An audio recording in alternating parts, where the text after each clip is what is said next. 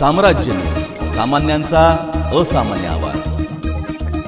महाराष्ट्र राज्य माध्यमिक आणि उच्च माध्यमिक शिक्षण मंडळामार्फत उच्च माध्यमिक प्रमाणपत्र परीक्षा इयत्ता 12वी दिनांक 11 फेब्रुवारी ते 18 मार्च आणि माध्यमिक शालांत प्रमाणपत्र परीक्षा इयत्ता 10वी 21 फेब्रुवारी ते 17 मार्च या कालावधीत आयोजित करण्यात आल्या. परीक्षा कालावधीत जिल्ह्यातील सर्वच परीक्षा केंद्रांवर गैरप्रकार टाळण्यासाठी तसेच परीक्षा परिसरात शांतता आणि सुव्यवस्था राखण्यासाठी भारतीय नागरिक सुरक्षा संहिता 2023 चे कलम 163 लागू करण्यात येत असल्याचं अप्पर जिल्हा दंडाधिकारी मनीषा कुंभार यांनी प्रसिद्धी पत्रकाच्या माध्यमातून कळवले. सदर परीक्षा कालावधीत सर्व परीक्षा केंद्रांच्या 100 मीटर परिसरात पालक आणि इतर नातेवाईक उपस्थित राहून परीक्षेमध्ये गैरवर्तन होण्याची शक्यता आहे. त्यामुळे शांतता आणि सुव्यवस्थेचा प्रश्न निर्माण होण्याची शक्यता नाकारता येत नाही.